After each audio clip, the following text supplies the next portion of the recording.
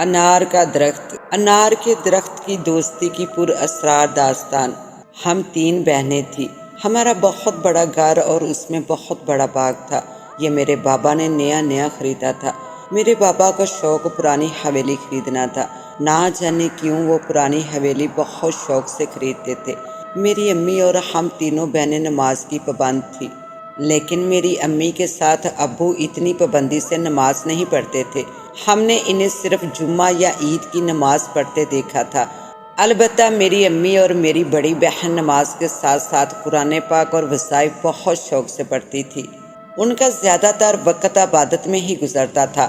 جنوں بوتوں اور چڑیلوں کی کہانیاں پڑھنا اور مووی دیکھنا ہم تینوں بہنوں کا پسندیدہ مشغلہ تھا، کیونکہ ہمارا واسطہ کبھی بھی جن بوت وغیرہ سے نہیں پڑا تھا، اس لیے ہم نے اسے کھیل بنا لیا تھا۔ ہمارے بابا جب پرانی حویلی یا مکان خریدتے تو ہم جب اس میں شفٹ ہوتے تو جن بوت کا خوب شور کرتے کہ یہاں جن ہے وہاں چڑیل تھی وغیرہ وغیرہ۔ اسی کھیل میں ہم تینوں جوان ہو کے خوبصورتی ہم تینوں بہنوں کو وارثے میں ملی تھی۔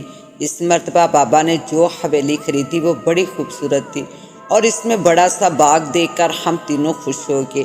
میرا نام ناز ہے، میری چھوٹی بہن صبا، پھر سب سے آخری حبا۔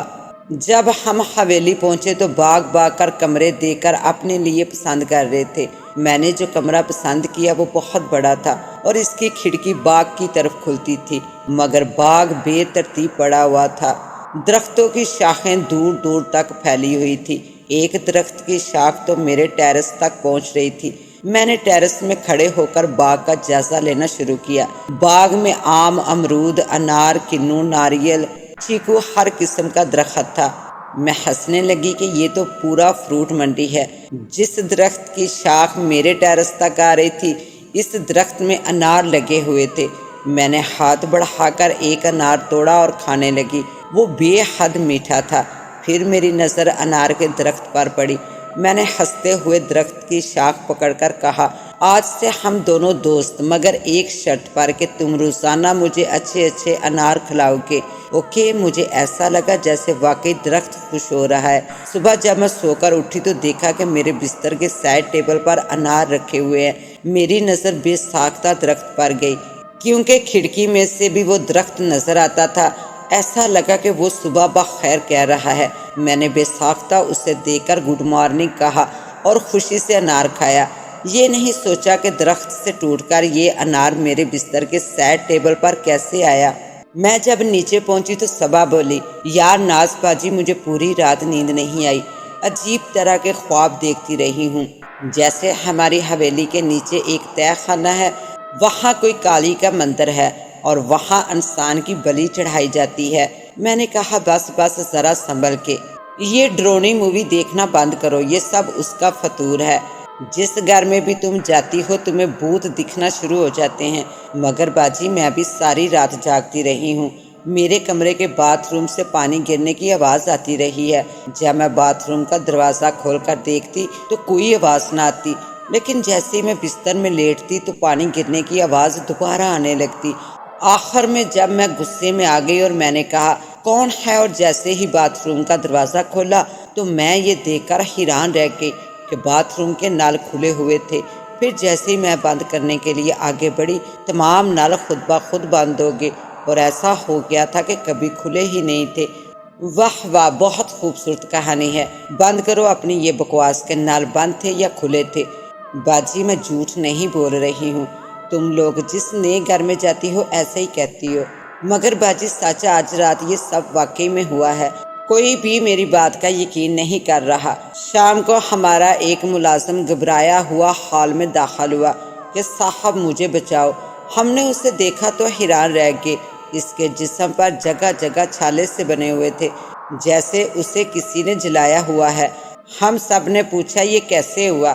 وہ بولا صاحب صحن میں جو انار کا درخت ہے اس کی جانب باغ کا تمام کوڑا لے کر جا کر جلا رہا تھا کہ وہ تمام جلتا ہوا کوڑا مجھ سے چمٹ گیا۔ میں ڈر کر بھاگا اور یہ دیکھیے مجھے بہت جلن ہو رہی ہے۔ بابا نے فوراً ڈاکٹر کو فون کیا۔ وہ آیا اور اس نے جب ملازم کے جسم پر دیکھا تو کچھ بھی نہیں تھا۔ ڈاکٹر بولا اسے تو کچھ بھی نہیں ہوا ہے، یہ تو بالکل ٹھیک ہے۔ ہم سب حیران ہو گئے کیونکہ ہم سب نے اس کے جسم پر بڑے بڑے چھالے دیکھے تھے۔ ابو نے نوکر موجو سے پوچھا، موجو جب تم آئے تھے تو تمہارے جسم پر چھالے تھے، اب یہ سب ٹھیک کیسے ہو گئے؟ وہ بولا، صاحب کیا کہہ رہے ہیں، میں تو ٹھیک تھا، آپ نے ہی زبردستی مجھے لٹا دیا ہے۔ ہم سب حیران ہو گئے۔ ابو نے سب کو آنکھوں میں منع کیا کہ کوئی ایسی بات نہ کرو۔ ہم سب گھبرائے ہوئے تھے کہ ابو نے کھانا لگانے کا حکم دیا اور میز کی جانب کو چلنے کو کہا۔ اتنے میں ہماری ملازمہ فاقرہ باگی باگی آئی۔ صاحب کچن میں پتہ نہیں کہاں سے اتنا کوڑا آ گیا ہے کہ سمجھ نہیں آ رہا ہے۔ ہم سب باغم باغ کچن میں گئے تو یہ دیکھ کر حیران رہ گئے کہ انار، آم، کیلے، کینو کے چھلکے کچن میں بکھرے پڑے تھے، ایسے جیسے 100-200 افراد نے مل کر پھل کھائے ہیں۔ ابو نے فوراً ہم تینوں بہنوں کو کمرے سے نکالا اور ہال میں لے آئے اور ملازم کو صفائی کرنے کا کہہ دیا۔ جب ملازم صفائی کرنے کچن میں گیا تو فوراً واپس آ گیا کہ صاحب کچن تو بالکل صاف ہے، وہاں تو کوئی کوڑا نہیں ہے۔ ہم سب حیران تھے کہ یہ کیا تماشا ہو رہا ہے۔ امی بولی، میں نے کہا تھا نا پہلے قرآن خوانی کراؤ، پھر ہم نئی حویلی میں چلیں گے۔ میں صبح سب سے پہلے قرآن خوانی کرواؤں گی۔ ابھی ان کی بات ختم ہی ہوئی تھی کہ حویلی کے دروازے کھڑکیاں خود بخود بند ہونا شروع ہو گئے۔ اب واقعی خوف سے ہم سب کا برا حال تھا۔ امی نے فوراً پانی صورتہ اٹھایا اور بولی، یہ پانی کی بوتل پڑی ہے، تمام لوگ اس پانی سے کولی کریں اور یہ پانی صورتہ پڑھنا شروع ہو جائیں، خدا کے کلام میں بہت برکت ہے۔ جیسے ہی ہم سب نے پانی کی بوتل کی جانب ہاتھ بڑھایا تو پانی کی بوتل اڑ کر چھت پر چپک گئی۔ امی نے فوراً پانی صورتہ پڑھنا شروع کر دیا۔ امی کی آواز کے ساتھ پتہ نہیں کہاں سے اتنا شور اٹھا جیسے بہت سارے کتے بھونک رہے ہیں یا آپس میں لڑ رہے ہیں۔ ہم سب کو جو بھی قرآنی آیات زبانی یاد تھی وہ پڑھنے لگے تو گھر کے دروازے اور کھڑکیاں کھلنا شروع ہو گئی۔ ابو نے ہم سب کو گاڑی میں بیٹھنے کو کہا۔ ہم سب باہر کی جانب بھاگے مگر باہر آندھی جیسی ہوا چل رہی تھی۔ امی نے چیخ کر کہا، قرآنی آیات کو پڑھتے رہو، زبان کو مت روکو۔ ہم سب نے آیت الکرسی پڑھتے ہوئے گاڑی کی طرف قدم بڑھایا۔ باہر چوکیدار، ڈرائیور، مالی سب حیران پریشان کھڑے تھے کہ باہر تو کہیں ہوا نہیں چل رہی مگر حویلی کے اندر اتنی تیز آندھی کہاں سے آ رہی ہے۔ آخر ہم حفاظت سے نکل کر اپنے پرانے گھر پہنچ گئے مگر سب گھبرائے ہوئے تھے، ڈر کے مارے کوئی بھی حال سے اپنے کمروں میں نہیں جا رہا تھا۔ آخر ابو نے کہا، اب ہم سب حفاظت سے ہیں، تم سب اپنے اپنے کمرے میں جا کر آرام کرو۔ تو سب لوگ ڈرتے ڈرتے اپنے کمرے کی جانب چلے گئے۔ ہم تینوں بہنیں زندگی میں پہلی مرتبہ ایک ہی کمرے میں سوئی۔ صبح ابو نے کہا، میں کسی مولوی کو لے کر اس گھر میں جاتا ہوں، اس سے پوچھتا ہوں آخر کیا مسئلہ ہے، مجھے حویلی سے خاص سامان بھی لے کر آنا ہے، میرا لیپ ٹاپ، بینک اکاؤنٹ، موبائل سب وہاں ہے۔ امی بولی، سنیے، آپ وہاں اکیلے نہیں جائیں گے، میں بھی آپ کے ساتھ چلوں گی، آپ مولوی صاحب کو بلا لیں۔ بابا راضی ہو گئے اور سب حویلی کے لیے روانہ ہو گئے۔ حویلی میں جب داخل ہوئے، امی اور مولوی صاحب قرآن کی آیات زور زور سے پڑھ رہے تھے۔ ابو اپنے نوکر، ڈرائیور سب کو لے کر کمرے میں داخل ہوئے۔ جیسے ہی وہ اندر کے کمرے کا دروازہ خود بخود بند ہو گیا، وہ اندر سے چیخ رہے تھے، دروازہ کھولو۔ امی نے باہر سے ہر طرح کی کوشش کر لی مگر دروازہ نہیں کھلا۔ صبح سے دوپہر ہو گئی۔ مولوی صاحب بولے، خاتون، اب ہمیں یہاں سے چلنا چاہیے، کسی کو مدد کے لیے لے کر آتے ہیں۔ امی بولی، نہیں نہیں، میں نہیں جاؤں گی ان کے بغیر، آپ جا کر کسی کو مدد کے لیے لے کر آئیے۔ مولوی صاحب بولے، مگر مجھے گاڑی چلانا نہیں آتی اور یہ حویلی بھی آبادی سے بہت دور ہے، اگر آپ کو گاڑی چلانا آتی ہے تو چلیے اور گاڑی چلائیے، کسی کو مدد کے لیے لے کر آتے ہیں۔ امی بولی، مجھے گاڑی چلانا نہیں آتی، ڈرائیور اور دوسرے نوکر سب میرے شوہر کے ساتھ کمرے میں بند ہے۔ مولوی صاحب بولے، اگر آپ کے پاس فون ہے تو کسی کو مدد کے لیے بلا لیں۔ امی نے موبائل کی جانب دیکھا تو وہاں سگنل نہیں آ رہے تھے۔ امی نے کہا، یہاں کچھ نہیں ہوگا، آپ کو باہر سے مدد لانی پڑے گی، میرے شوہر اندر ہیں، اس لیے میں کسی بھی حالت میں انہیں چھوڑ کر نہیں جا سکتی۔ ان کی بات ختم ہی ہوئی تھی کہ کمرے کا سامان آپس میں ٹکرانے لگا۔ مولوی صاحب اور امی باہر کی جانب بھاگے۔ وہ باہر نکلے تو باہر انار کے درخت سے انار ٹوٹ ٹوٹ کر زمین پر گرنے لگے۔ امی نے بے ساختہ انار کے درخت کی جانب منہ کر کے چیخ کر کہا، یہ سب تمہاری وجہ سے ہی ہو رہا ہے۔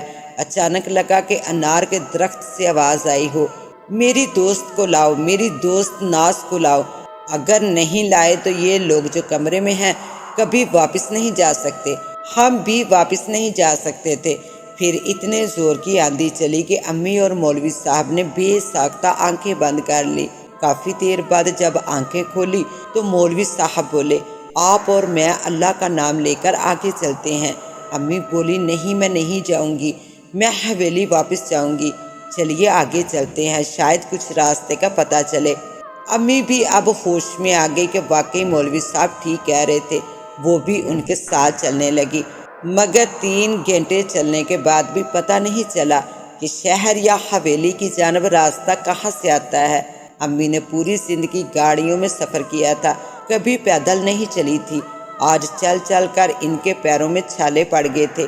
ادھر رات سر پر آنے لگی تھی، ویرانہ جنگل، آدم نہ آدم زاد۔ ادھر اب مولوی صاحب بھی گھبرا گئے تھے اور چیخ چیخ کر کہنے لگے، مجھے معاف کر دو اس حویلی کے بھوت، اب میں کبھی اس جگہ نہیں آؤں گا۔ میرا کوئی واسطہ نہیں اس عورت سے، نہ اس کے شوہر سے، بس میں گھر واپس پہنچ جاؤں۔ امی بولی، یہ کیا کہہ رہے ہیں آپ؟ اگر آپ کو دعا مانگنی ہے تو اللہ تعالیٰ سے مانگیے کہ خدا ہمیں راستہ بتائے، کیونکہ خدا سے زیادہ طاقتور کوئی بھی نہیں ہے۔ اے عورت چپ ہو جا، بکواس مت کر، تیرے شوہر اور تیری وجہ سے میں اس مشکل میں پڑا ہوں۔ اب تو اپنے راستے جا اور میں اپنی راہ لیتا ہوں۔ مولوی صاحب کی ایسی باتیں سن کر امی کی آنکھوں میں آنسو آ گئے۔ وہ بولی، میں اکیلی عورت اس جنگل میں کہاں جاؤں گی؟ ہاں مگر مجھے اپنے خدا کی ذات پر بھروسہ ہے، آپ جائیے، خدا مجھے بھی کوئی نہ کوئی راستہ دکھا دے گا۔ مولوی صاحب یہ سن کر سر پٹ دوڑ پڑے، جیسے ان کے پیچھے کتے لگ گئے ہوں۔ امی آنسوؤں کے ساتھ مولوی صاحب کو جاتا ہوا دیکھتی رہی۔ رات سر پر آ پہنچی تھی۔ جنگل میں اکیلی عورت کیا کرے کیا نہیں۔ وہ ایک درخت کے نیچے بیٹھ گئی، مگر خوف پوری طرح ان پر حاوی تھا۔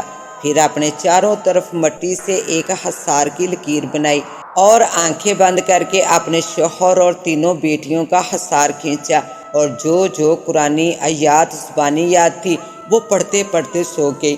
کہتے ہیں کہ نیند تو سولی پر بھی آ جاتی ہے۔ ادھر تینوں بہنیں پریشان تھی۔ امی بابا کا نمبر برابر 9 سگنل آ رہا تھا۔ صبح سے دوپہر اور اب شام سر پر آنے لگی تھی۔ سمجھ نہیں آ رہا تھا کہ کیا کریں۔ اس نے جیسے ہی قدم آگے بڑھایا، پیر کے ساتھ کوئی چیز ٹکرائی۔ ارے یہ گیلا گیلا کیا ہے؟ وہ نیچے جھکی اور ٹارچ کی روشنی اس پر ڈالی۔ اف، وہ تو انسانی سر تھا۔ بے ساختہ اس نے پیر سے انسانی سر کو دور پھینکا اور آگے بڑھ گئی۔ پھر اس نے ڈرتے ہوئے ٹارچ کا رخ زمین کی جانب کیا تو دور زمین تک فرش پر انسانی سر کی کھوپڑی ہی کھوپڑی نظر آئی۔ اس کی بے ساختہ چیخ نکل گئی۔ اس وقت ایک ہاتھ آگے بڑھا اور اسے لے لیا۔ اسی وقت ناز کی آنکھ کھل جاتی ہے۔ حلق پیاس سے سوکھ رہا اور پیر پر نظر پڑتی ہے۔ ناز کے پیر پر جگہ جگہ خون لگا ہوا ہے۔ وہ سمجھ نہیں پاتی یہ سب کیا تھا۔ اگر یہ کوئی خواب تھا تو میرے پیروں میں خون کہاں سے لگ گیا؟ وہ اللہ کا نام لے کر باتھ روم جاتی ہے اور پیروں پر پانی ڈال کر صاف کرتی ہے۔ پھر گھڑی کی جانب نگاہ جاتی ہے تو رات کے 3 بج رہے تھے۔ وہ فوراً وضو کر کے تہجد کی نماز کے لیے کھڑی ہو گئی۔ نماز پڑھ کر بھی اس سے نیند نہیں آئی اور وہ قرآن پاک کی تلاوت کرنے بیٹھ گئی۔ قرآن پاک پڑھ کر دل کو کچھ سکون حاصل ہوا۔ پھر وہ دونوں بہنوں کے کمرے کی جانب گئی۔ دونوں بہنیں سو رہی تھی۔ پھر وہ امی بابا کے کمرے کی جانب بڑھی، لیکن وہ خالی تھا۔ اس کا مطلب یہ ہوا کہ امی بابا ابھی تک واپس نہیں آئے۔ مگر کیوں نہیں آئے؟ کیا ہوا ہوگا؟ اسی طرح سوچ سوچ کر پریشان ہوتی رہی۔ دور کہیں سے فجر کی اذان کی آواز آئی۔ فجر کی نماز پڑھ کر وہ دوبارہ نیچے آئی تو دیکھتی ہے دونوں بہنیں بھی نیچے ہی تھی۔ ارے تم دونوں تو نماز پڑھ کر سو جاتی ہو، آج جاگ کیسے رہی ہو؟ کیا ہے باجی، جیسے آپ کو پتہ نہیں ہے کہ ہم کیوں جاگ رہے ہیں؟ امی بابا ابھی تک نہیں آئے ہیں، کل صبح روانہ ہو گئے تھے، رات تک تو آ جانا چاہیے تھا، مگر پتہ نہیں وہاں کیا ہوا ہے۔ واقعی صبا تم سچ کہہ رہی ہو، پریشانی کی تو بات ہے، اب انکل دانش کو فون کرنا پڑے گا۔ پاگل، ابھی صرف صبح کے 5:30 ہو رہے ہیں۔ اکثر لوگ نماز پڑھ کر سو جاتے ہیں۔ اچھا لگے گا ہم کسی کو پریشان کریں۔ باجی پلیز یہ نہ سوچئے، ہم سے صبر نہیں ہو رہا۔ آپ فوراً انکل دانش کو فون کریں۔ آدھے گھنٹے میں انکل دانش حاضر تھے۔ بیٹا آپ لوگ کل پورا دن پریشان رہے، مجھے نہیں بتایا، آخر بتانا تو چاہیے تھا نا۔ انکل ہم نے سوچا بابا امی کچھ دیر میں آ جائیں گے، مگر وہ رات تک نہیں آئے۔ انکل بولے تم لوگ پریشان مت ہو، میں ابھی جا رہا ہوں، دوپہر تک آتا ہوں۔ ان کے جانے کے بعد کافی دیر تینوں بہنیں باتیں کرتی رہی۔